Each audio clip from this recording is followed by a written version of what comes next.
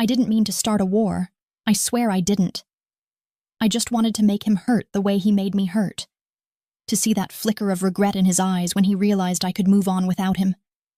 That he wasn't the only man in the room I could make fall to his knees with a single look. I didn't come here to cause chaos or rewrite the trajectory of my life in one impulsive act. But that's exactly what I did the night I kissed a stranger, whose name would later make men flinch and women whisper. The club was too loud, the kind of place where the bass vibrated through your bones and the air reeked of cheap perfume and spilled liquor. My friends had dragged me out, insisting that dancing and tequila were the only cures for heartbreak, and I had almost believed them until I saw him. Liam, my ex, the man who swore I was everything he ever wanted, the one who promised he'd never look at another woman the way he looked at me. And yet there he was, laughing too loudly, his hand on someone else's waist, his mouth close to her ear like he used to do to mine when he wanted to make me blush. For a moment, I froze. The room tilted, like the air had been sucked out of it, and all I could hear was the pounding of my own pulse in my ears. I wanted to turn away, to pretend I didn't care, but I felt that familiar burn rising in my chest, the mixture of humiliation, jealousy, and grief that tastes like blood and heartbreak all at once. I reached for another drink, swallowed it too fast, and before I knew what I was doing, I was walking straight toward him. Not because I wanted him back, God, no, but because I wanted him to see that I could be wanted too. That's when I saw him. Leaning against the bar, a glass of dark whiskey in his hand, a man watched the crowd with a kind of stillness that didn't belong here. Everyone else was moving, swaying, laughing, shouting, but he stood perfectly still, like the eye of a storm. He wasn't dressed like the others either. No flashy clothes or loud cologne, just a perfectly tailored black suit that looked like it was sewn directly onto his skin.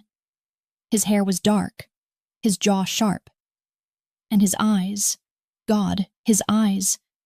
They were the color of midnight when the moon hides behind clouds, cold and endless and alive with something dangerous.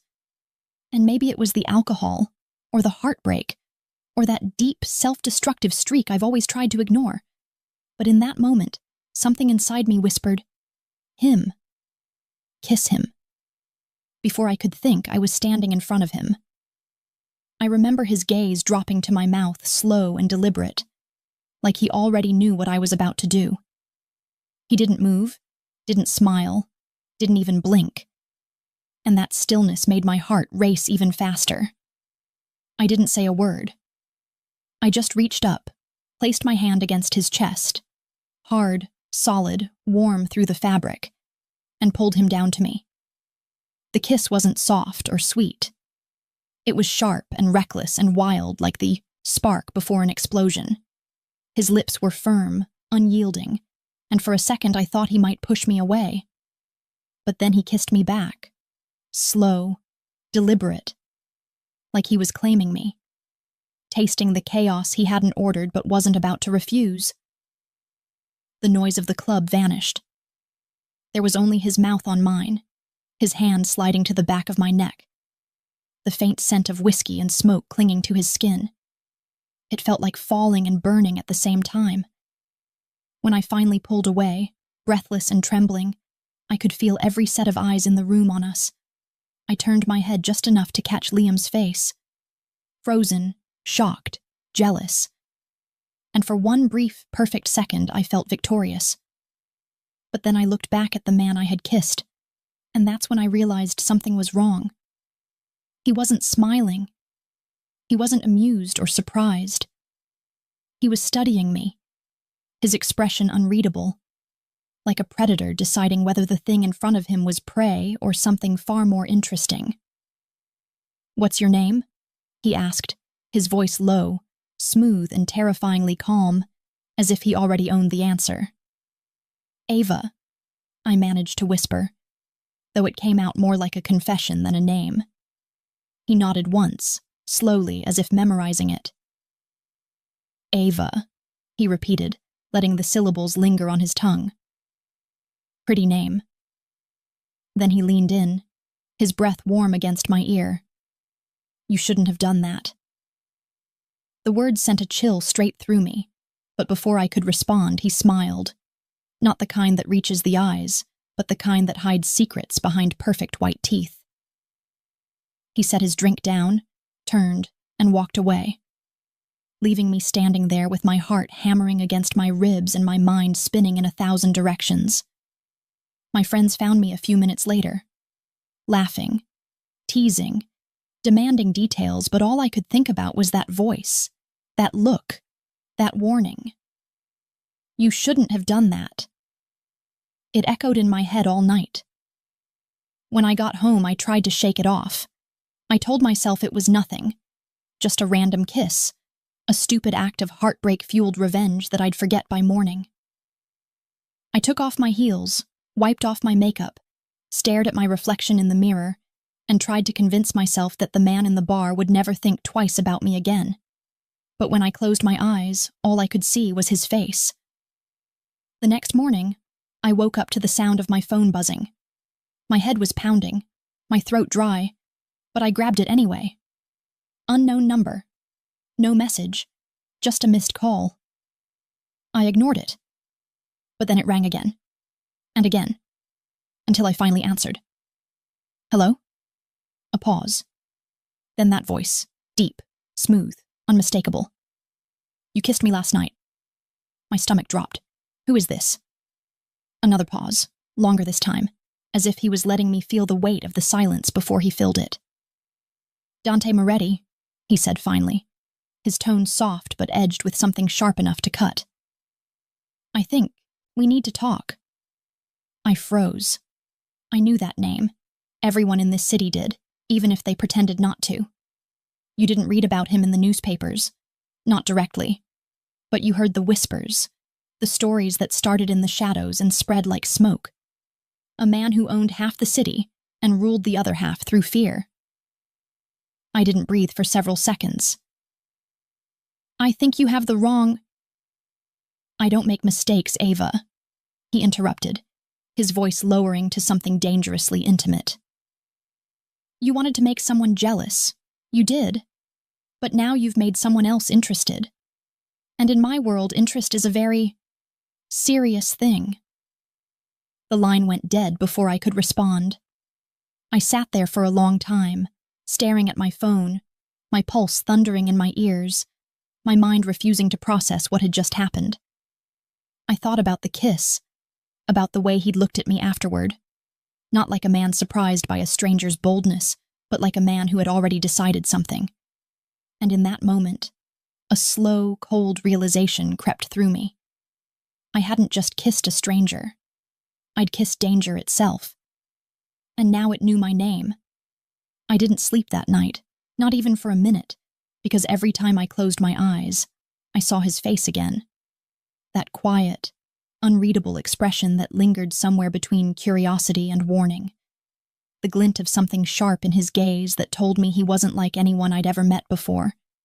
And the sound of his voice whispering through the dark, like a secret I hadn't meant to keep, but somehow already belonged to. I kept replaying that kiss. Over and over, the heat of his mouth, the taste of whiskey, the way his hand had curved around the back of my neck, as if he could feel the chaos he was about to cause inside me. By morning, I had almost convinced myself that it had been nothing more than a surreal dream, the kind that leaves you breathless but fades the moment daylight touches it. I got dressed for work, pulled my hair back, painted my lips the same shade of red that still haunted me from last night, and told myself that Dante Moretti was just a name, a ghost story that men whispered about when they wanted to sound powerful and dangerous. Men like him didn't notice girls like me, not really, and certainly not because of one reckless kiss in a crowded club. But when I stepped into the small marketing firm where I worked, fluorescent lights humming, printers whirring, the usual chaos of deadlines and caffeine addictions, I felt the weight of something shift, like the air had changed. It was subtle at first. The way conversations died mid-sentence, the way heads turned just slightly, the way silence spread in waves from the reception desk to the back office. And then I saw him. He was standing by the glass doors, a black coat draped over one arm, the same calm expression that had terrified me now, softened into something dangerously charming. His suit was perfectly cut, his tie immaculate, his presence so magnetic it made the entire room seem smaller, as if gravity itself bent toward him. Dante Moretti in broad daylight, in my office. A nightmare wrapped in elegance. For a long moment I couldn't move. It was as though my body had forgotten how to function, how to breathe, how to look away. He saw me before I could decide what to do, and when his gaze locked on mine, the noise of the office faded, replaced by that same hum I'd felt the night before, the electric tension that made my heart trip over itself. "Miss Romano," he said smoothly, his voice low but carrying, the kind that silenced an entire room without needing to raise it. "I believe you and I have unfinished business." Every pair of eyes in the room turned to me, and I felt a flush creep up my neck. My boss, a woman who'd built her career on charm and composure, looked like she might faint. I swallowed hard, forcing my voice to work. "Mr. Moretti, what are you doing here?" He smiled, not with warmth, but with precision, the kind of smile that hides knives behind it.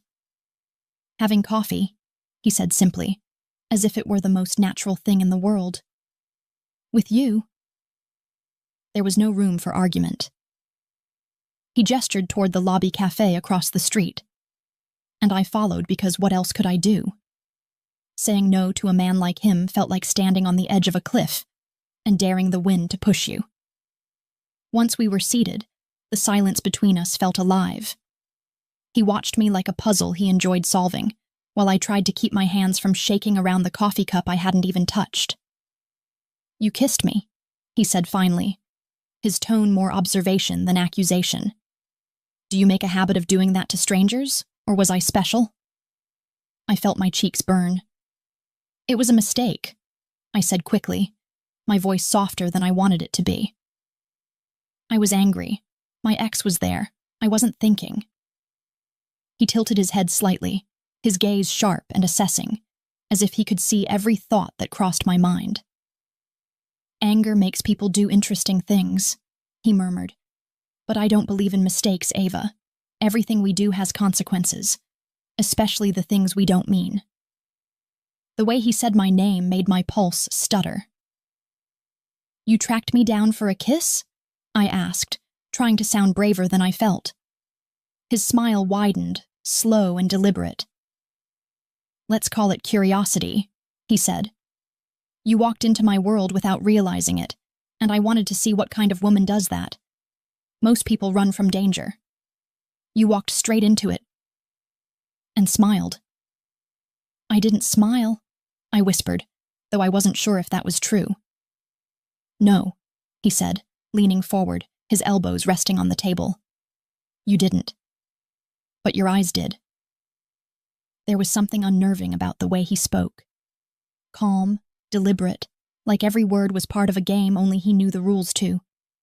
And yet beneath that calm I could feel something darker pulsing. Control, danger, and a kind of fascination that mirrored my own, though I didn't want to admit it. He asked me questions, simple ones at first. Where I worked, where I lived, whether I believed in fate. Each one seemed harmless until I realized how much he was learning without revealing anything in return. His answers were vague, his smile constant, but his eyes never stopped moving, taking in everything, cataloging it like data he could use later. "You're making me nervous," I finally said, forcing a small laugh that sounded too thin to be believable.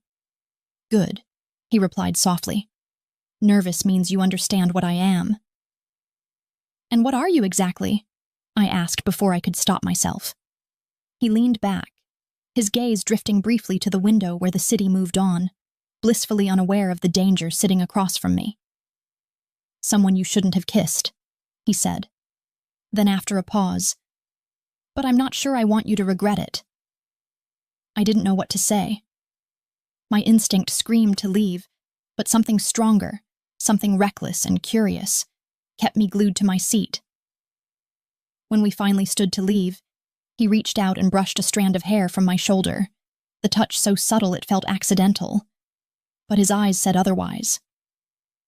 "Be careful, Ava," he murmured. "Some debts can't be paid with apologies." And then he was gone, slipping into a sleek black car that pulled away from the curb like a ghost disappearing into daylight. I stood there for what felt like forever, my thoughts spinning faster than I could catch them. When I finally walked back into the office, everyone stared at me like I'd just had lunch with the devil. And maybe I had. My boss pulled me aside, her voice trembling as she whispered, "Ava, do you know who that man is?" I nodded slowly. "I do now." For the rest of the day, I couldn't focus. Every sound made me jump, every shadow seemed deeper. I told myself I'd never see him again, that he'd gotten whatever curiosity he had out of his system. But when I got home that night, there was an envelope waiting on my doorstep. No name, no return address, just my name written in neat, elegant handwriting. Inside was a single card. "You shouldn't have done that." And beneath it, a black rose petal pressed flat against the paper. It's strange how quickly fear can turn into fascination. How the thing that should make you run instead pulls you closer. How curiosity starts to whisper louder than caution until it drowns out every warning your mind tries to give you. For days after that envelope appeared on my doorstep, I couldn't stop thinking about him. About the card, the black rose petal, the way my name looked in his handwriting, precise and deliberate, as if even the letters belonged to him. I kept the card in the drawer by my bed, told myself I should throw it away. But every night my fingers found their way back to it, tracing the words like they held a secret I was supposed to understand. At work, I caught myself glancing toward the windows, half expecting to see that black car again, half terrified that I actually wanted to. My coworkers had stopped asking questions. They just watched me with that uneasy mixture of curiosity and fear, whispering things they thought I couldn't hear. And maybe they were right to be afraid, because a part of me knew it wasn't over, that the kiss which had started as a petty act of revenge had somehow become a thread binding me to a man whose name lived in shadows. Liam called 3 days later. His name flashed on my phone, and for a moment I almost didn't answer. But old habits die hard, and curiosity has always been my weakness. His voice, when it came through, was cold and sharp, stripped of the warmth I used to know. "So," he said, without greeting, without pretense, "you've moved on quickly." I didn't respond right away. I walked to the window, the city spread out below me in a blur of light and motion, and pressed the phone to my ear. "I didn't move on," I said finally. "You let go first, remember?" He laughed, that low, mocking sound that used to make me flinch. "You really think kissing him was a good idea, Ava? You have no idea what kind of man you're dealing with." The way he said him made something twist inside me. "What do you mean?" "I mean Dante Moretti," Liam said, drawing out the name like it was poison. "You think that's some random guy you picked up in a club? He's not. He's dangerous. He runs things you don't want to understand. He's killed people, Ava. He owns people." I gripped the curtain, heart thundering. "You don't know that." "I do," he said darkly. "Because men like him don't just exist in this city without leaving a trail. You think I don't know his name? You think I don't know who you kissed in front of everyone? You embarrassed me, and you did it with the one man nobody touches unless they have a death wish." His words sliced through me, hot and bitter. But beneath the fear there was something else, something that felt disturbingly like defiance. "I didn't plan it," I said. "It was one kiss, that's all." "That's not how men like Moretti work," he snapped. "You don't just kiss a man like him and walk away. You've marked yourself, Ava. You're in his orbit now, whether you meant to be or not. And trust me, he doesn't let go of anything once it's his." For a moment, silence stretched between us, heavy and suffocating. Then I said quietly, "Why do you care?" That caught him off guard. I could hear the shift in his breathing. "Because I know how this ends," he said finally, voice lowering to a warning. "And because even after everything, I don't want to see you get hurt." I hung up before he could say anything else. That night, I dreamed of Dante. Not the man in the suit, not the calm, collected stranger, but something darker. I saw his eyes in the shadows, his hands stained crimson, his mouth whispering my name like a curse. I woke up drenched in sweat, my pulse racing, the city outside my window silent and watchful. The next morning, a car was waiting for me outside my building. A sleek black vehicle with tinted windows that caught the sunlight like obsidian. The driver, tall, suited, impassive, stepped out and opened the door without a word. "Mr. Moretti sent for you," he said. I should have refused. I should have slammed the door and called the police or packed a bag and disappeared. But instead I found myself stepping inside. My heart a wild drumbeat against my ribs, every instinct screaming and yet somehow soothed by the inevitability of it all. The drive was silent. The city blurred past in streaks of gray and gold until we reached a private street lined with iron gates and ivy-covered walls. When the car stopped, the driver opened my door again and gestured toward a massive stone building. Not quite a mansion, not quite a fortress, but something in between. Dante was waiting at the top of the stairs. He wasn't smiling this time. His expression was unreadable, calm in a way that made my nerves twist. "You shouldn't ignore your phone," he said softly. "I don't like being kept waiting." I blinked. "You called me?" "Twice," he said, his gaze never leaving mine. Then I decided to stop asking. "I didn't hear—" He raised a hand, silencing me. "I know." There was something about the way he looked at me, like he could see every thought, every fear, every lie before I even spoke it. I followed him inside because it felt like I didn't have a choice, though a part of me realized with startling clarity that I wanted to. The interior was all marble and shadow, soft light glinting off glass and steel. He led me into a room lined with books and old portraits, the kind of space that smelled like power and money and danger. "Your ex called me," Dante said suddenly. I froze. "Liam?" He nodded once, slowly. "He seems concerned. Said he wanted to warn me about you." I felt the blood drain from my face.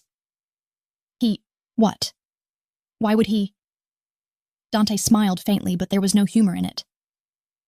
"He said you like to play games, that you used me to make him jealous, that you're reckless."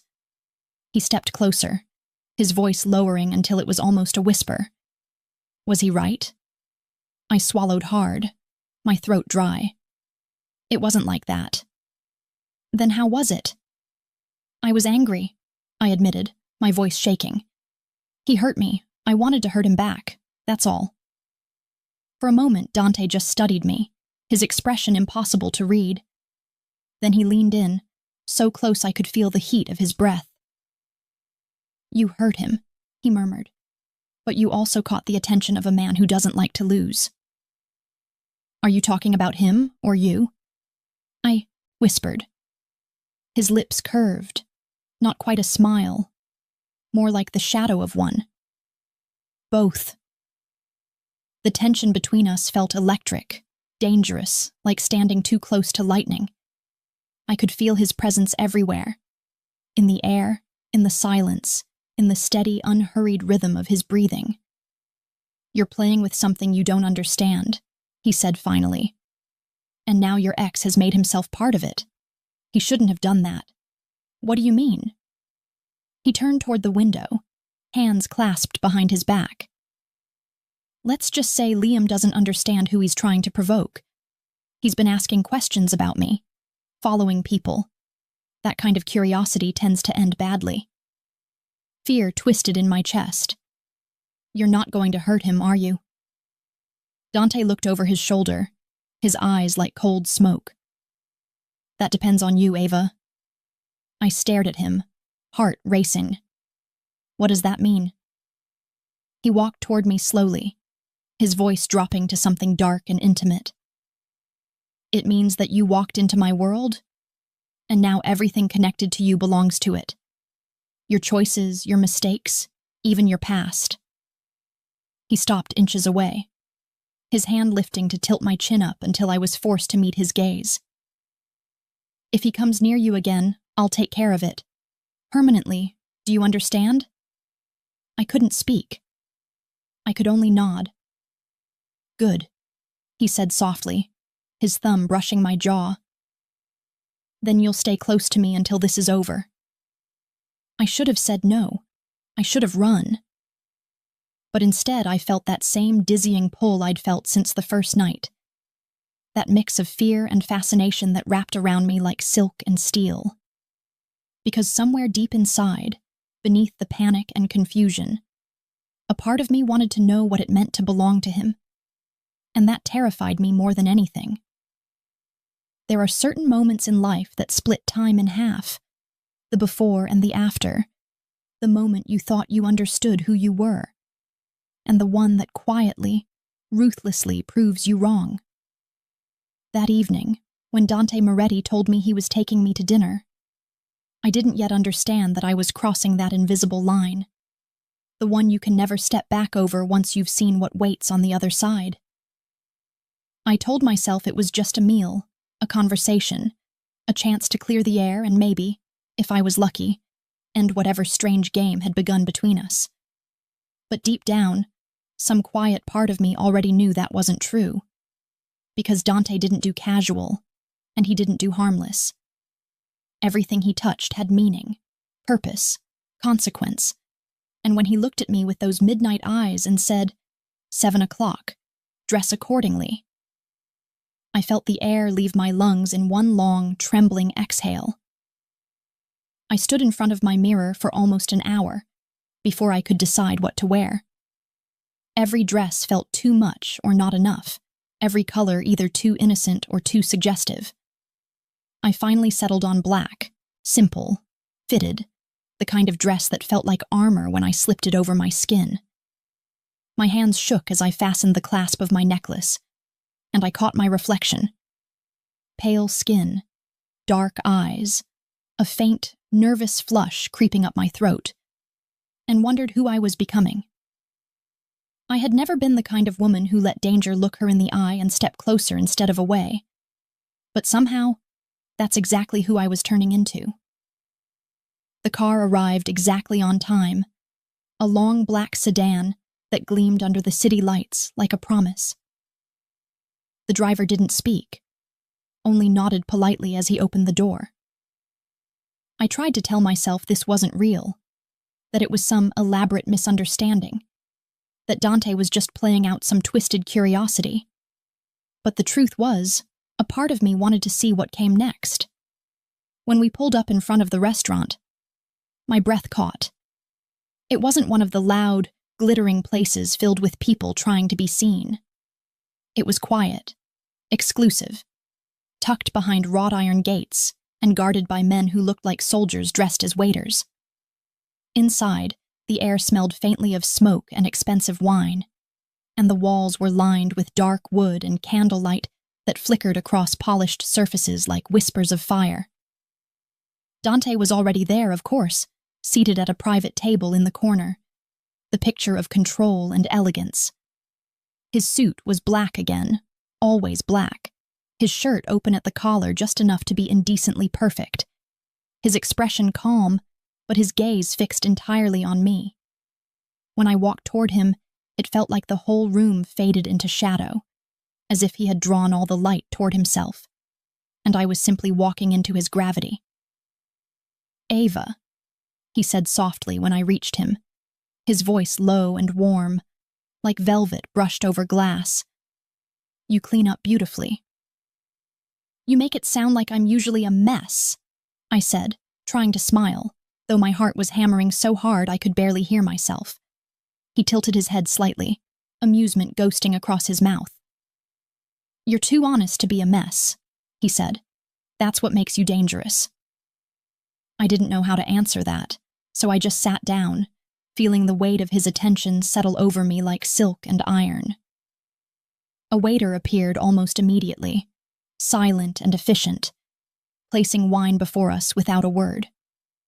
I reached for the glass, desperate for something to do with my hands, but Dante stopped me with a quiet murmur. "I ordered for you," he said. I froze, the instinct to protest rising in my chest, but the look in his eyes told me not to. "You didn't have to." "I wanted to," he interrupted, his tone gentle but final. "It's a habit of mine."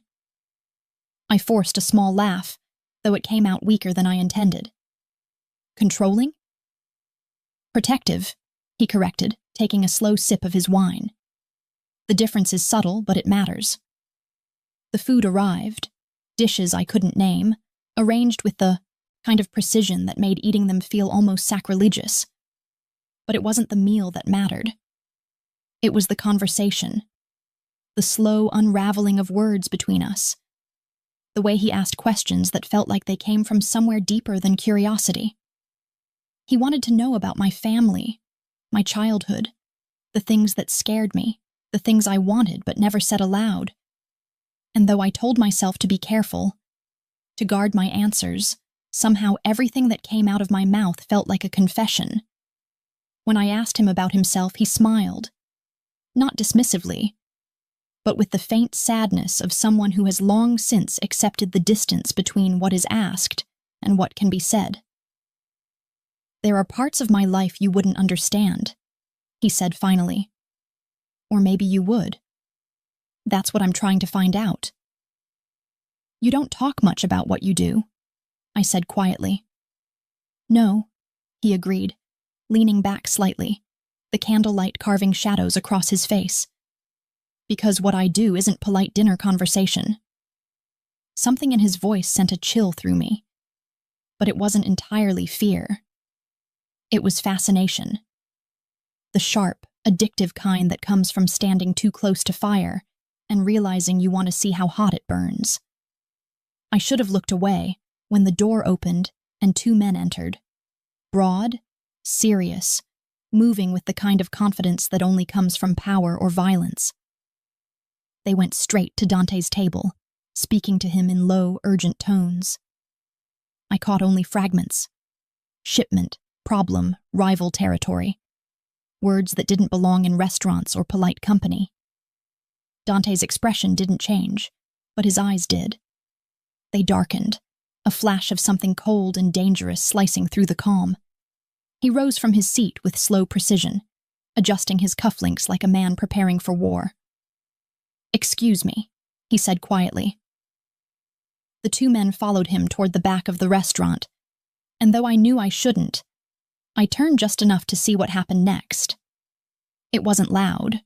No shouting. No chaos. Just a few quiet words exchanged. A gesture. A sound that might have been a plea, and then silence. When Dante returned, his jacket was buttoned, his hair perfectly in place, his expression smooth again. "Everything all right?" I asked, my voice barely above a whisper. He poured himself another glass of wine. "It is now." There was something final in the way he said it, something that made my stomach twist. I wanted to ask more, to demand to know what kind of man could walk into a room, order dinner, and quietly end a crisis between appetizers and dessert. But I didn't, because some part of me already knew the answer. The rest of the meal passed in silence. When we finally left, the night air felt heavy, thick with something unspoken. Dante walked me to the car, his hand brushing mine in a gesture that felt almost tender. "Did you enjoy yourself?" he asked as the driver opened the door. I hesitated. "I don't know what I enjoyed," I admitted. "The food, the company, or the danger." He smiled, a real one this time, slow and devastating. "You say that like they're different things?" As I slid into the car, he leaned down, his voice low and deliberate. "You're not afraid of me, Ava. Not yet. But you should be." The door closed, and before I could breathe, the car was already moving, the city lights streaking past the window like fire. I pressed my hand to my chest, felt the wild, uneven rhythm of my heart, and realized something that chilled me to my core. I wasn't afraid of him. I was afraid of how much I didn't want to be. There is a moment, I think, when every person realizes they've gone too far, when the world around you no longer feels like something you can step out of or escape, when the air changes, when freedom becomes a memory instead of a choice. For me, that moment came quietly, the morning after that dinner, when I woke to find my phone buzzing on the nightstand, the light from the screen flickering across my face like a warning I didn't yet understand. The first message was from my boss, asking me to call her immediately. The second was from an unknown number, a number I didn't need to guess. Stay home today. No name, no explanation, just those 3 words, and yet somehow they felt heavier than any command I'd ever heard. My first instinct was to ignore it, to go to work, to pretend I still lived in a normal world where mysterious men didn't know where I slept. But when I stepped to the window and saw the black car parked across the street, I froze. The same car, the same driver, sitting still, watching. For a long time I stood there, my fingers pressed to the cold glass, wondering what would happen if I pretended I didn't see it. But curiosity has always been stronger than fear, and part of me, the foolish, reckless part that never learned from her own warnings, wanted to know why.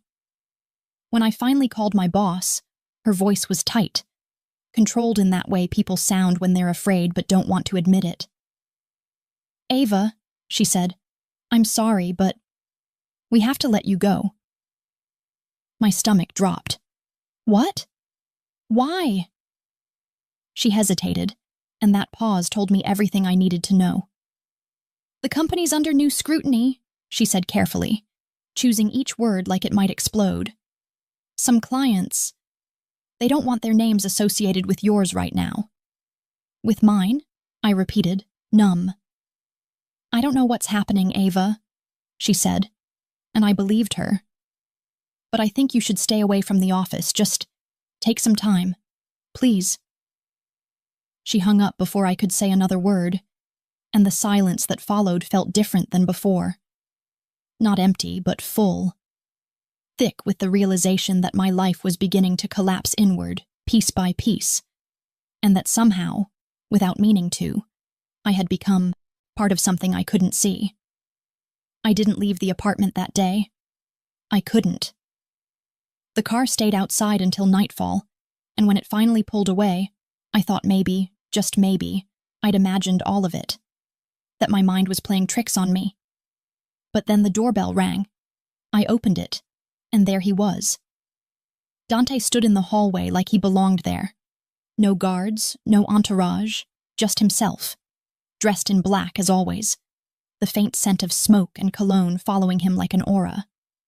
His expression was calm, but there was something in his eyes, something darker than usual, sharper, like steel under velvet.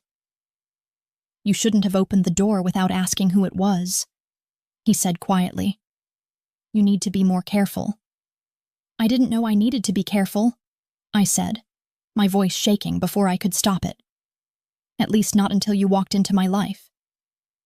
His lips curved faintly, though the smile didn't reach his eyes. "That's not entirely true," he said.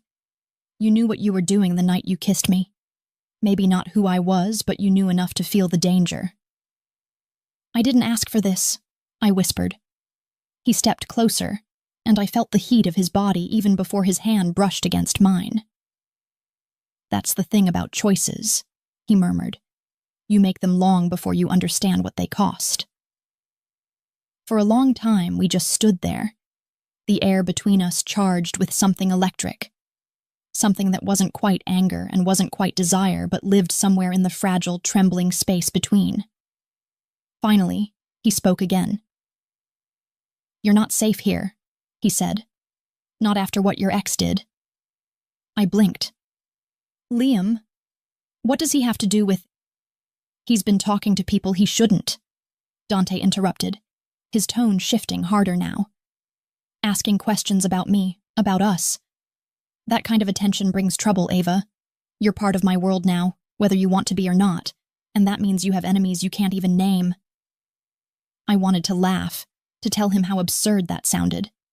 Me, an ordinary woman, with enemies. But the look in his eyes stopped me. He wasn't exaggerating, he was warning me. What are you saying? I asked quietly. I'm saying you're coming with me. It wasn't a request. It was a statement of fact, delivered in a voice so calm and certain that I didn't even realize I was obeying until I was already gathering a few things into a bag. He drove me himself this time, through streets that grew darker and emptier as we left the city behind. Neither of us spoke for a long time, though the silence wasn't comfortable. It was alive, humming with unspoken questions and the steady rhythm of the road beneath us. When I finally dared to glance at him, his profile was illuminated by the passing lights. Strong, controlled, almost beautiful. In that terrible way, storms are beautiful when you're standing too, close. Where are we going? I asked.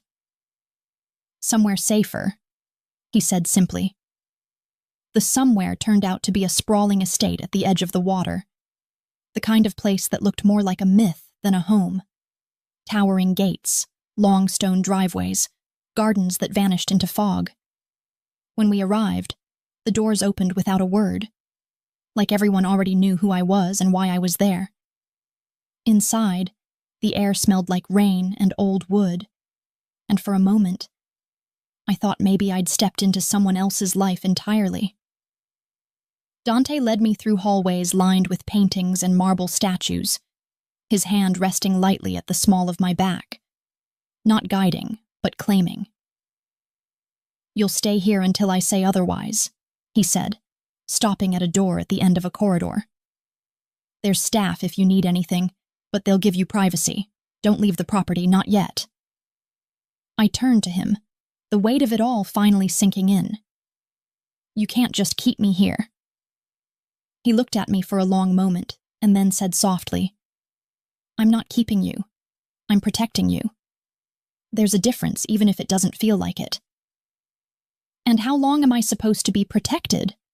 I asked, bitterness slipping into my tone.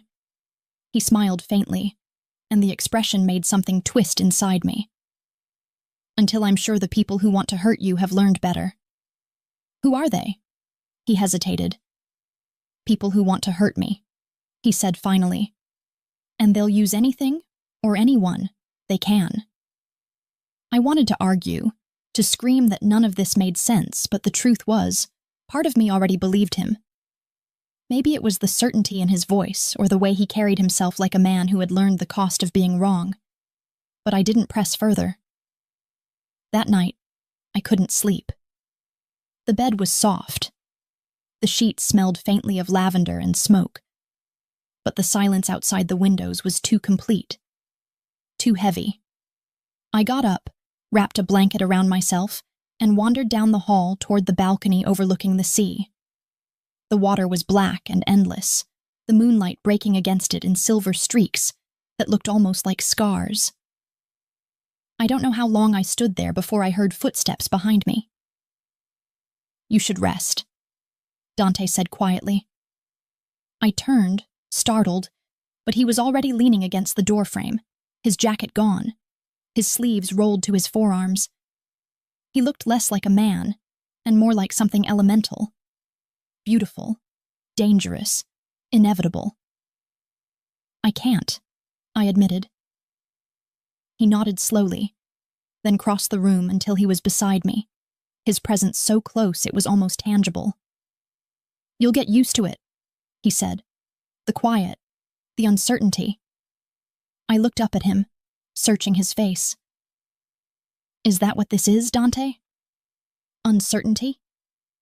He met my gaze, and in his eyes I saw the truth, dark, unflinching, and terrifyingly certain. No, he said softly. This is inevitability, and that was when I realized the truth. That I wasn't his guest. I was his captive wrapped in silk, protected by the same cage that held me. And whether I wanted to admit it or not, Part of me no longer wanted to escape. The first few days in Dante's house passed like a dream that never quite let me wake. The kind of dream that wraps itself around you with silk, soft hands and whispers that it's keeping you safe even while you know, deep down, that safety isn't really what it wants from you. I tried to pretend that I was still myself, that I could measure time by sunlight and meals, that I could still decide when to open a door or where to walk. But the truth settled in slowly, like mist seeping through cracks. I wasn't a guest here, not really, and I wasn't free, not in any sense that mattered. The gates outside were locked, the guards polite but unyielding, the world beyond the iron and marble unreachable. And yet, in the strangest way, I wasn't afraid of it. I was afraid of how easy it was to stop wanting to leave. He didn't hover, not at first. Dante had this way of being everywhere and nowhere at once, of letting his absence feel like a presence, of making me aware of him in every flicker of candlelight, in the faint echo of footsteps down the hall, in the scent of smoke that lingered long after he'd passed through a room. Sometimes, when I sat on the balcony and watched the sea break itself against the cliffs below, I could feel him watching me. Not from malice, but from some silent, unspoken compulsion that I didn't yet understand. The staff moved quietly, as if trained to speak only when necessary. A woman named Sophia brought my meals, her smile kind but cautious, her eyes flicking toward the corners of the room as though they were being watched. When I tried to ask her about Dante, who he was, what this place really was, she only shook her head and whispered, "He protects what's his." The words should have frightened me, but instead they settled deep in my chest like a truth I wasn't ready to admit. It was on the fourth night that he came to me. I was sitting by the fire in the small library at the far end of the house, reading a book I hadn't actually been reading at all, letting the words blur into meaningless shapes, while my mind wandered to the sound of waves outside. When he walked in, the air seemed to shift, like the entire room breathed differently just because he was in it. He didn't speak at first. He just stood there, one hand resting on the back of the armchair opposite mine, his gaze moving over me with that quiet, measured intensity that made it impossible to look away. "You don't like the silence," he said finally, his voice low, the kind of voice that sounds almost tender until you realize it's threaded with command. I set the book down, my fingers brushing the spine as if I needed something to hold on to. "It's too quiet here," I admitted. "It feels like the house is waiting for something." He smiled faintly, the corner of his mouth lifting just enough to be dangerous. "It's waiting for you to stop pretending you want to leave." The words hit me like a pulse. I opened my mouth to deny it, to tell him that all I wanted was to go back to my life, my apartment, my friends, the world where my name still belonged to me. But the lie caught in my throat, because some part of me, the part that dreamed in dark colors and restless nights, knew he was right. He crossed the room and poured 2 glasses of wine, the motion smooth, deliberate, every gesture a performance of control. When he handed me one, his fingers brushed mine. A brief, electric contact that made my pulse stumble. "Tell me," he said, "do you hate me yet?" I blinked, thrown by the question. Should I? His smile deepened, but his eyes stayed cold. Most people do eventually, once they realize what I am. "And what are you?" I asked softly. He studied me for a long moment, as though weighing how much of the truth I could handle. Then quietly, "A man who takes what he wants and doesn't apologize for it." Something in me trembled, not just from fear, but from recognition, from the dark, forbidden thrill of hearing someone say aloud the thing most men hide. I wanted to look away, to stop the spell he was weaving without even trying, but I couldn't. "Is that what you did with me?" I asked. "Took what you wanted?" He stepped closer, so close that I could feel the heat radiating from his body, his breath grazing my skin like a whisper. No, he said, his voice almost a growl. What I want from you can't be taken. It has to be given. My heart was beating so fast I thought he might hear it. I should have told him to leave, to stop, to let me go. But instead I asked, "And what is it you want?" His hand came up, slow, deliberate, fingers brushing the side of my face as though testing whether I'd pull away. "Loyalty," he said finally. "Trust, obedience, the truth." "That sounds like ownership," I said, though my voice betrayed me, softer now, thinner. "It's protection," he murmured, "but it only works if you stop running from what's already yours." There it was again, that word, yours, spoken with such certainty that it made something deep inside me quake. I didn't answer. I couldn't. My silence was an answer in itself.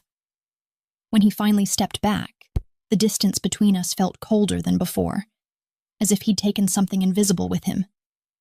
He turned toward the window, his voice lower now, almost thoughtful. "Your ex came to see me again," he said. My stomach tightened. "Liam?" "Yes. He's desperate now, reckless. He doesn't understand the kind of danger he's invited." "What did you do to him?" I asked, though part of me didn't want to know. He looked back at me, and in that moment, the flicker of firelight caught something in his eyes that made my breath catch. Regret, maybe, or something close to it. "Nothing yet," he said. "But if he keeps pushing, I'll have no choice. I can't have anyone thinking they can touch what's mine without consequence." "Stop saying that," I whispered. "I'm not yours." He took a slow step toward me, the space between us shrinking again until I could feel the edge of his words against my skin. "Then why are you still here?" I wanted to scream, to tell him that I was here because he'd taken my choice away, because fear had trapped me. But the truth was more complicated than that. Because even if he opened the door, even if he told me to run, I wasn't sure I would. Somewhere between fear and fascination, I'd lost track of the difference. He must have seen it in my face, that flicker of confusion, of surrender, because he reached out again, his hand brushing down my arm, slow and deliberate, leaving a trail of heat in its wake. "You can hate me all you want," he said softly, "but don't lie to yourself about what this is." And then he kissed me. It wasn't like the first time. That kiss had been reckless, impulsive, a weapon flung in the heat of anger. This one was deliberate, consuming, the kind of kiss that doesn't just steal your breath, but replaces it with something else entirely. Fire, darkness, need. My hands found his shoulders, not to push him away, but to hold on, because the room was spinning, the world was collapsing, and all that was left was the taste of him, the feel of his heartbeat pressed against mine. When he pulled back, his voice was rough, unsteady in a way I'd never heard before. "You think you're afraid of me?" he said, "but what you're really afraid of is that you're not." I wanted to deny it, but the words wouldn't come. Because he was right. The fear had changed. It wasn't the kind that makes you run. It was the kind that makes you stay. That night, as I lay awake listening to the sound of waves breaking against the cliffs, I realized that whatever line there had been between fear and desire had disappeared completely, and I was standing on the edge of something far darker, something that looked too much like love to be anything else, and too much like ruin to survive. It's strange how easily the human heart can begin to mistake danger for safety. How fear, when fed in small doses and wrapped in velvet, begins to feel like comfort. How the very thing that once sent your pulse racing in warning becomes the rhythm you crave most. By the time I realized how deeply Dante had rooted himself into the rhythm of my days, it was already too late to imagine life without his shadow. The house no longer felt like a cage, but like an echo of him. Every corner, every corridor, every lingering trace of his cologne whispered his name even when he wasn't there, and I found myself listening for the sound of his footsteps as, though the silence itself depended on his presence to make sense. The days bled together, each one quiet and careful, filled with a tension that lived beneath the surface like an electric current. I spent hours wandering through rooms I'd never seen before, touching the cold marble of statues that stared back at me with unseeing eyes, standing by windows that opened onto the endless gray stretch of the sea. I told myself I was only waiting for something to happen, a change, an explanation, maybe even an end. But the truth, the one I didn't dare say aloud, was that I was waiting for him. And when he came, it was never gently. That evening, the air was heavy with the smell of rain, the kind of storm that presses against the windows before it breaks. I had been reading in the library again, or pretending to, when I heard the sound of his voice in the hall, low and sharp, the cadence of command. There was another man with him, someone I didn't recognize, his voice pleading, defensive. I shouldn't have listened, but curiosity is its own form of compulsion, so I stood by the door, heart pounding, catching fragments that made my skin crawl. "You said it was handled." Dante's voice, steady, clipped, colder than I'd ever heard it. "I did, but they moved faster than we thought." A sound, soft and terrible, the thud of a hand meeting flesh, and then silence. When I finally gathered the courage to open the door, the hall was empty except for Dante, standing with his back to me, his knuckles red, his jaw tight. He didn't look at me right away. When he finally did, his eyes were darker than I'd ever seen them. No longer the polished calm of control, but something rawer, something that lived beneath the surface of civilization. "Was that necessary?" I asked, the words slipping out before I could stop them. He studied me for a moment, his gaze unreadable. "You don't ask about things that don't concern you, Ava." The way he said it, not cruel but final, sent a shiver through me, and yet I couldn't stop myself. He looked terrified. "He should be," Dante said simply, wiping his hand with a white handkerchief that now bore a faint stain of red. "Fear keeps people honest." "And what keeps you honest?" I asked, the question leaving my lips like a dare. His smile was slow, almost sad. "You," he said. The word hit harder than I expected. For a moment, I didn't know what to do with it. This idea that I could be any kind of light in the world he inhabited, that I could be the thing standing between him and whatever darkness drove him. But when he stepped closer, when his hand reached up to brush the hair from my face, I felt that same dangerous gravity pulling me closer, and I didn't fight it. "I told you," he murmured, his voice quieter now. "This world isn't kind.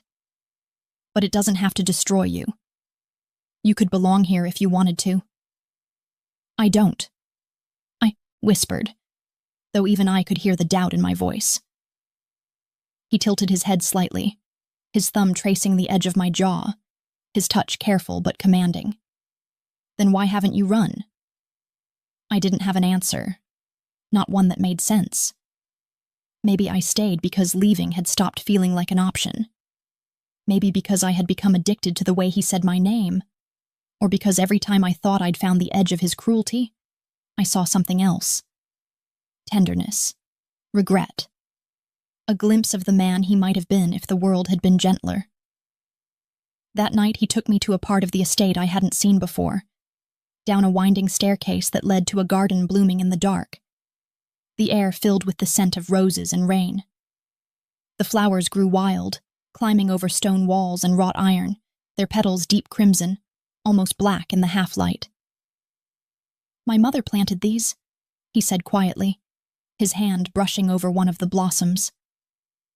"She said roses were like people. The more they're cut, the stronger they grow back." "She sounds wise," I said, though what I really wanted to say was, "She sounds like she loved you once." "She was," he replied, "but she learned too late that beauty is a weapon." He turned to me then, and in that moment I saw it. Not the man the world feared, but the boy he might have been once, full of hunger and hope and the promise of something unspoiled. Do you understand that, Ava? That beauty can destroy just as much as it saves? I'm beginning to, I said, though I wasn't sure if I was speaking about the roses or about him. He reached out then, fingers ghosting over my wrist, the lightest touch, and yet it set fire to something inside me that I didn't know how to put out. The air between us tightened, thick with all the things we hadn't said, all the choices we'd already made without meaning to.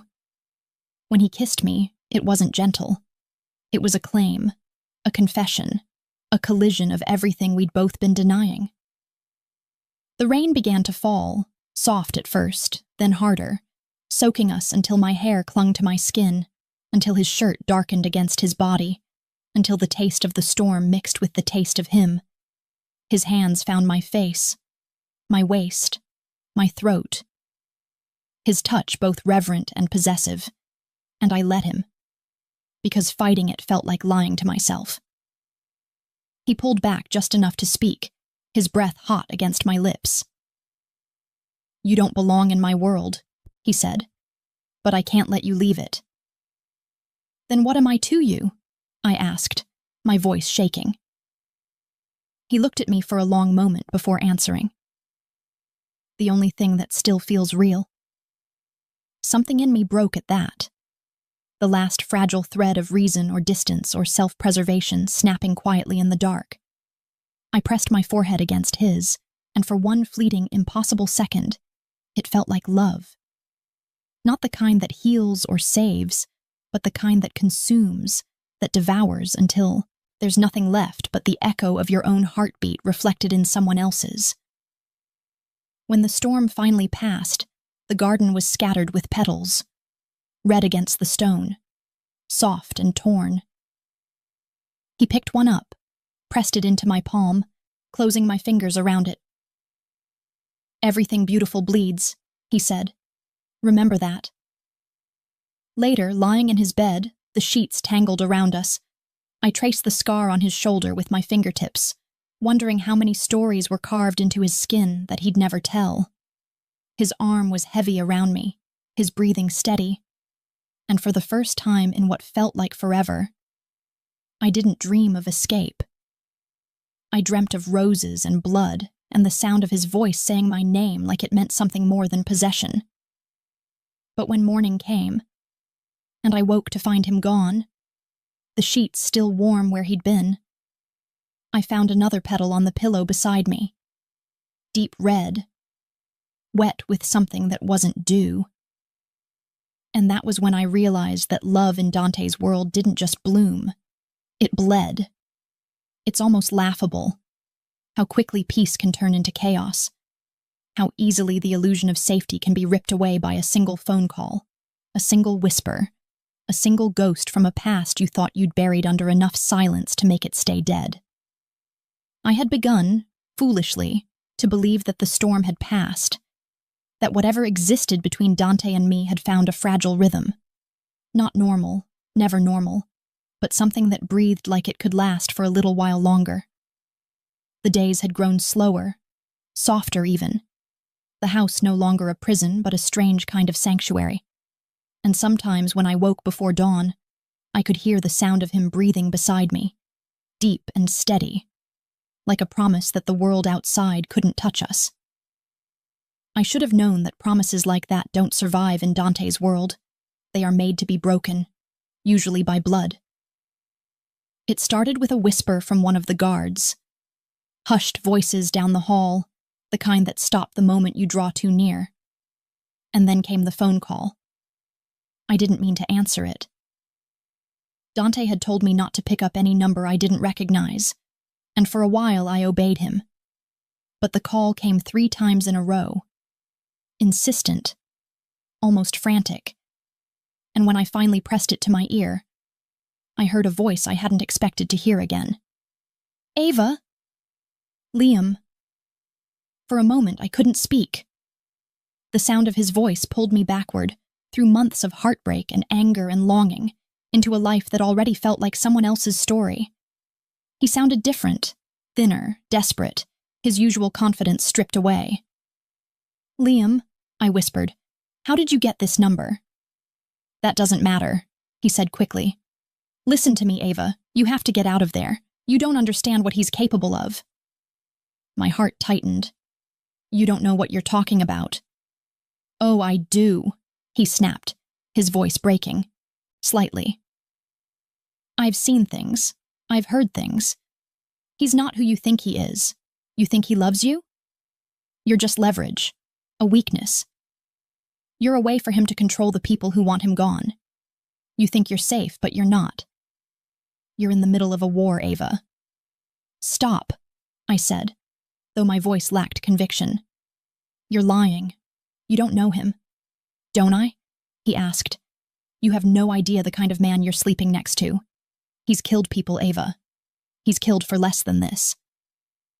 I wanted to hang up, to make his voice disappear, but something in his tone, the urgency, the fear, rooted me to the spot. "Why are you telling me this?" I asked. "Because I'm trying to save you," he said, and for a heartbeat I heard the man I used to love in that voice, the one who used to hold my hand and tell me he'd protect me from the world. "Meet me, just once. I can show you everything, please, before it's too late." Before I could answer, before I could even breathe, the phone was gone from my hand. Dante stood behind me, silent, his eyes fixed on the glowing screen before he crushed it in his palm and dropped the shattered pieces onto the floor. He didn't say anything at first. He didn't need to. The silence was worse than any shout, heavier, more dangerous. "Who was that?" he asked finally, his voice so calm it didn't sound human. I swallowed hard. "Liam." "And what did he want?" He said I wasn't safe," I said, hating how small my voice sounded. A faint, humorless smile touched his lips. "He's right," he murmured, "but not for the reason he thinks."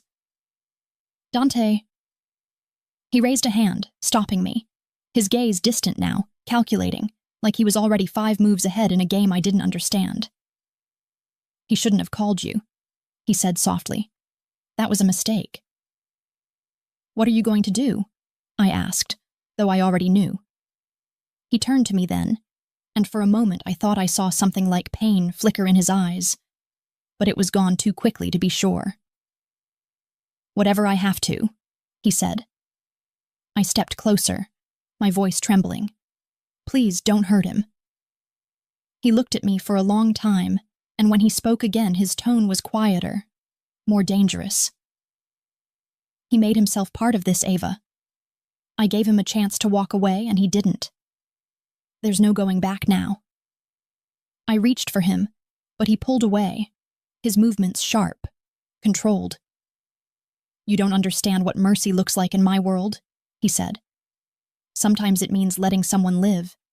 Sometimes it means making sure they can never come near you again." He left that night without telling me where he was going. But I knew. I sat by the window until dawn, watching the rain fall, every flash of lightning cutting through the darkness like a warning I couldn't stop. When I finally fell asleep, it was to the sound of thunder and the echo of Liam's voice saying, "You're not safe." He came back just before sunrise. His shirt was damp, his sleeves rolled up, his collar undone, and though there was no visible blood, something in his eyes told me there had been some.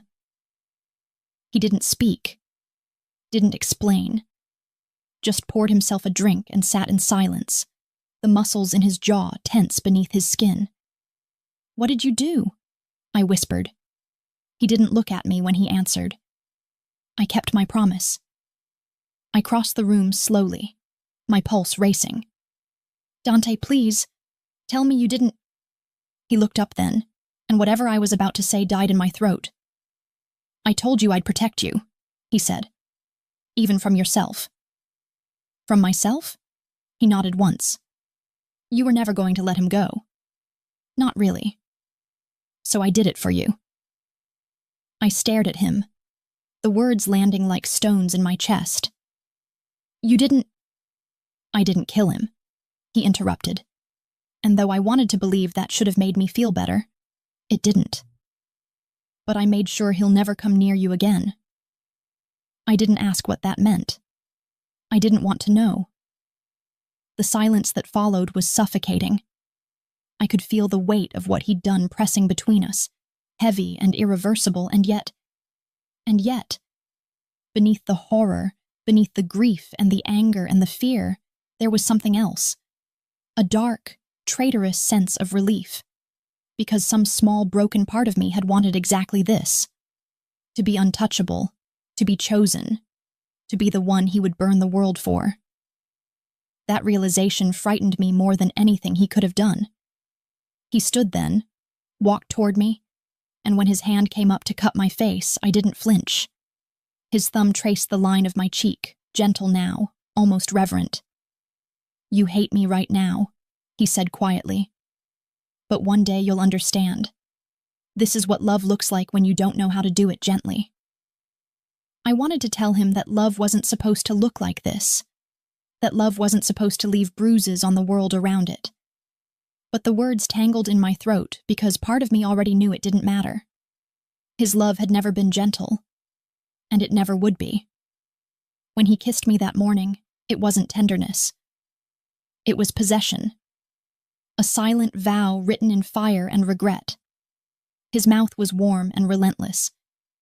And though I told myself I should push him away, I didn't. Because the truth, the terrible truth, was that I didn't know how anymore. Later, when he finally fell asleep beside me, I lay awake watching the faint light of dawn spread across the ceiling, thinking of Liam, of the man I used to love and the one who now held me. Somewhere out there, I knew a line had been crossed, one that couldn't be uncrossed, and I wasn't sure which one of us had crossed it first. Maybe it had been me, the moment I kissed a stranger to make someone else jealous.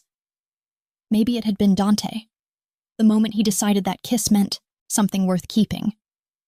Or maybe it didn't matter anymore. Because now there was blood in the soil and roses on the windowsill, and I couldn't tell the difference between the two. And when I finally drifted off to sleep, one thought echoed in my mind like a prayer I no longer believed in. I started this. But he's the one who'll finish it. There's a moment, right before a storm breaks, when the air itself feels alive, when the sky hangs heavy and silent like it's holding its breath, and everything, every sound, every heartbeat, becomes sharper, louder, more dangerous. That's what the house felt like in the days that followed. Not peaceful, not calm, but charged, waiting, every shadow trembling with the promise of something terrible. Dante tried to act like everything was the same, that nothing had changed, but I could feel it in him. In the way his hands lingered too long on the glass before he drank. In the way his eyes flicked toward the windows like he was expecting something to appear out of the darkness. And I felt it in myself, too. The restless pulse beneath my skin. The ache in my chest that had nothing to do with love and everything to do with dread. I didn't ask about Liam again.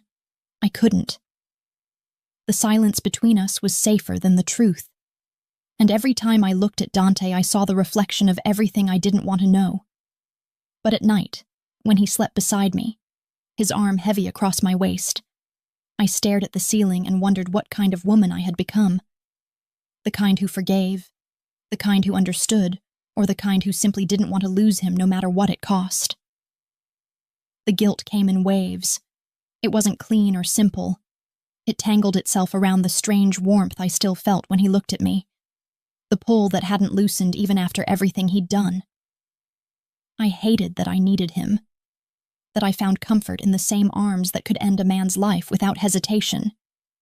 And yet, when he touched me, when he whispered my name in that low, deliberate voice that could make a command sound like a confession, all I could think about was how far I'd already fallen, and how impossible it would be to climb back out.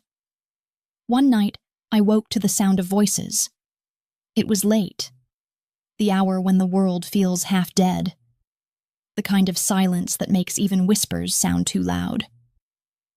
I slipped from the bed and followed the sound down the hall, my bare feet silent on the marble floor.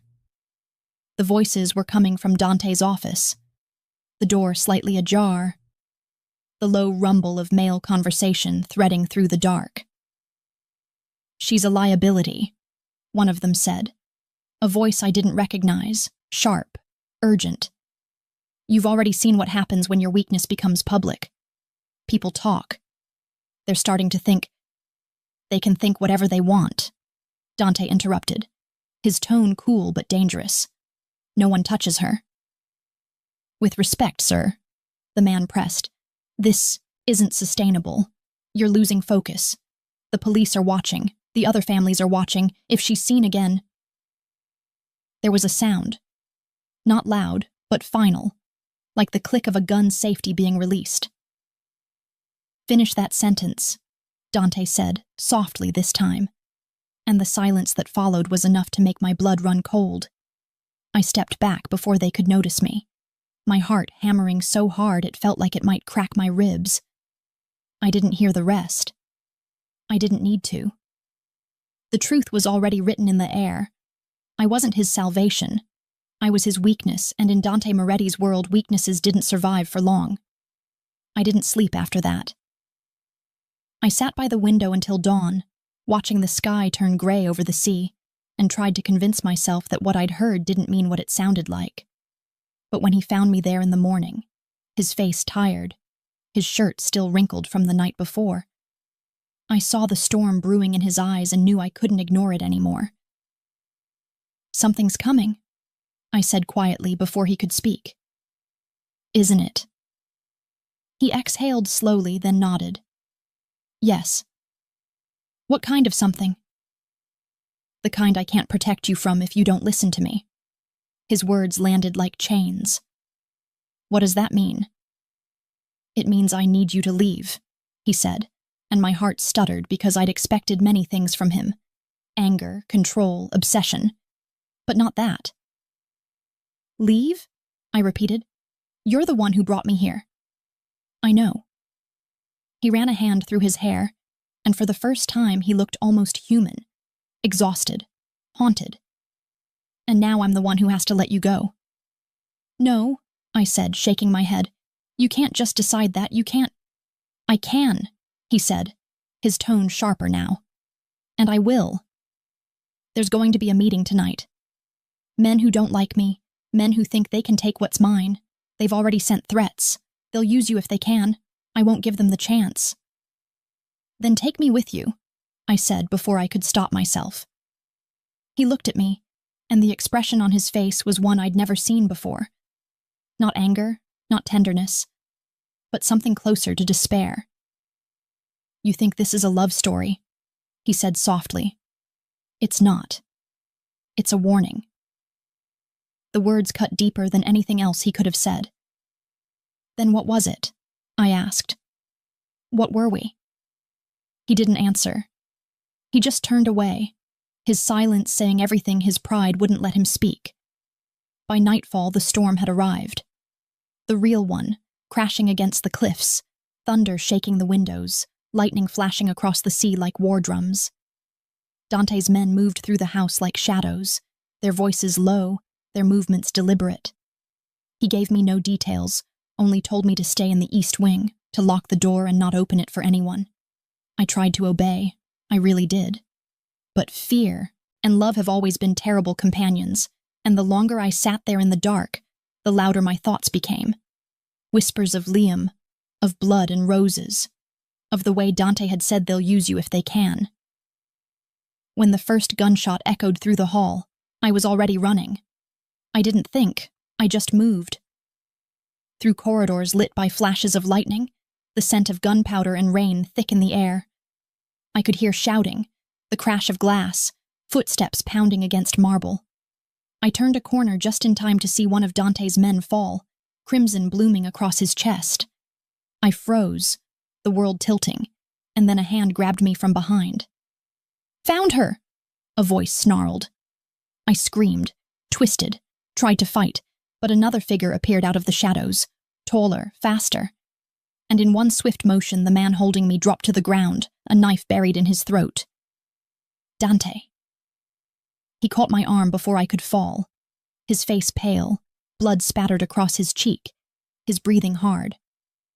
I told you to stay in your room, he said, his voice rough with anger and something that sounded like fear. I heard gunshots, I whispered. I know, he said, pulling me against him, his hand sliding to the back of my neck. And if you ever scare me like that again, I'll lock you somewhere no one can find you. Before I could respond, another gunshot cracked through the hall, and Dante shoved me to the ground, the impact knocking the breath from my chest. The sound of shattering glass followed, a flash of movement, and then everything happened at once.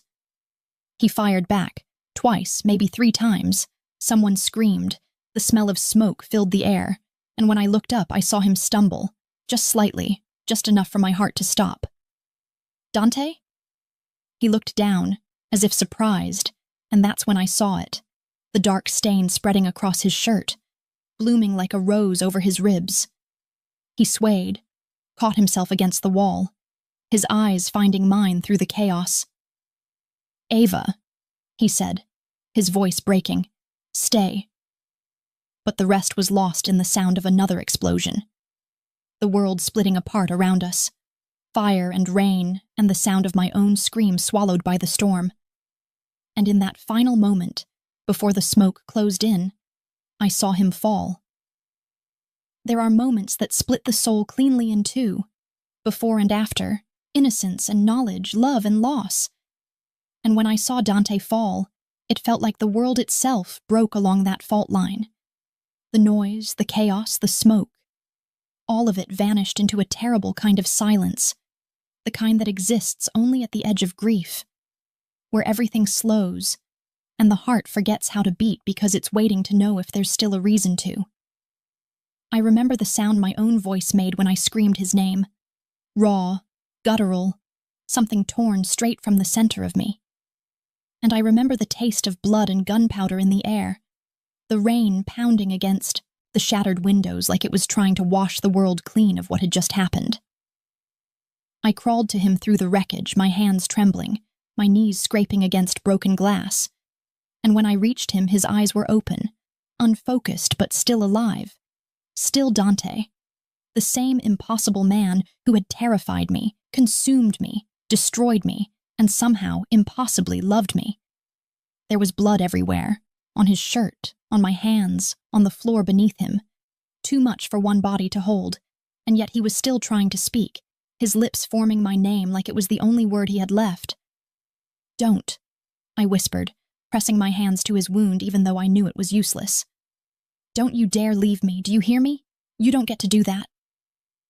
He tried to smile, and even then, even bleeding, even dying, it was the same quiet, devastating curve of his mouth that had undone me from the beginning. You shouldn't have come, he murmured, his voice so faint I could barely hear it over the storm. I told you to stay.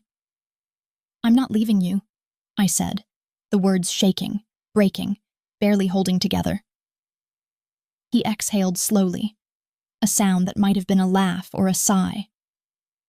Always so stubborn, he whispered, his fingers brushing my cheek, leaving streaks of red on my skin. I should have known I couldn't keep you safe from yourself. The gunfire had stopped by then. Somewhere in the distance I could hear footsteps retreating, voices shouting, the sound of engines starting. But none of it mattered. The world had shrunk to this one moment, this one heartbeat, this one impossible man bleeding out beneath my hands. Dante, I said, my voice breaking. Please just stay with me, please. He looked at me then, and for a second I thought maybe he would. That he would fight the way he always had. That he would find some impossible strength because he had always been the kind of man who refused to lose. But then his gaze softened, the fury fading, and what replaced it was something I hadn't seen before. Peace.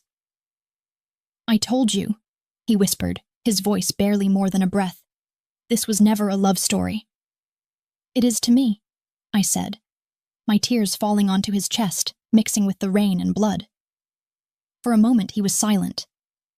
Then he smiled again, faintly, his hand falling to the ground beside him, his fingers brushing mine one last time.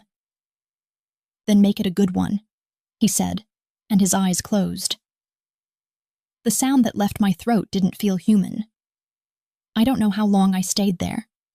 Minutes, hours, maybe days. Time doesn't move the same way when your world stops turning.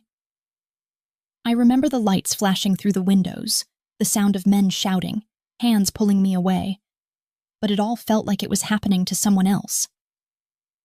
I remember being in a car, someone wrapping a blanket around me, someone asking questions I didn't answer.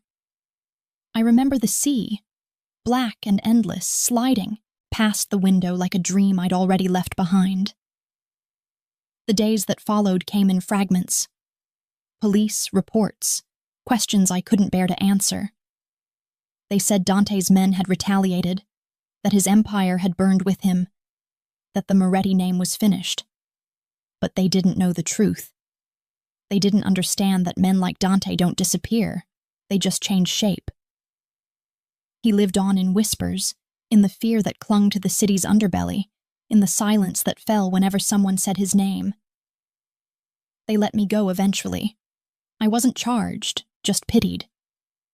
They told me I was lucky to be alive, but the word lucky felt obscene in my mouth, heavy with irony. I moved through those days like a ghost, haunted by the echo of his voice, the smell of smoke and roses, the feel of his hand on my skin. The world outside kept moving, oblivious, and I hated it for that, for the way it refused to stop, even for him. Weeks later, I found myself standing by the water again, at the edge of the cliffs that overlooked the sea near his estate. The house was gone now, or at least, it might as well have been. Stripped, abandoned, its windows shattered, its walls scarred by fire. The garden was overgrown, the roses wild and dark, their thorns glistening with rain. I picked one, pressed it between my palms, felt its edges bite into my skin until blood bloomed like a memory. He had once told me that everything beautiful bleeds. I think in the end he was right. I closed my eyes and let the wind tear through my hair, the scent of salt and storm clinging to me. I could almost hear his voice again, that low, velvet murmur, the one that always seemed to know exactly where to strike. "You kissed me first," he had said once, almost amused, "and I think you knew exactly what you were doing." Maybe I had. Maybe somewhere deep down, I had been waiting for someone like him all along, someone who saw through the fragile armor I wore, someone who could love me with the same ferocity I'd spent my life pretending I didn't need. He had been wrong about one thing, though. It was a love story. Just not the kind that ends neatly. Not the kind you can survive without losing pieces of yourself. When I finally opened my eyes, the sea stretched out before me, gray and endless, the horizon dissolving into mist. I took the rose from my hand and let it fall, watching as it tumbled through the air, a streak of red against the silver waves before the water swallowed it whole. They say time heals everything, but I don't believe that. Some things aren't meant to heal. Some loves aren't meant to fade. They linger, like ghosts, like curses, like the taste of smoke on the back of your tongue long after the fire is gone. As I turned to leave, I caught one last glimpse of the water below, and for just a second, in the corner of my vision, I thought I saw him. A shadow by the rocks, standing still against the storm, watching. It was impossible, of course. He was gone. He had to be. But the sight of it made something inside me twist. Something between hope and madness, because the thing about men like Dante Moretti is that death is never the end. I walked away without looking back. The sound of the sea chasing me like a heartbeat. Maybe it was grief, or guilt, or love. I no longer knew the difference. All I knew was that he had changed me, ruined me, remade me, and that no matter how far I went, a part of me would always belong to the moment I kissed a stranger in a bar and unknowingly called a monster home. And if I close my eyes now, if I stand very still and listen closely enough, I can still hear his voice somewhere in the dark, soft and dangerous and familiar, whispering the words that once terrified me but now feel like a prayer. You shouldn't have done that. And maybe he's right. But if I could go back, if I could undo it, I wouldn't. Because for a little while, for one impossible heartbeat of a life I barely recognize now, I was the queen beside the king. And even if the crown was made of thorns, it was still mine.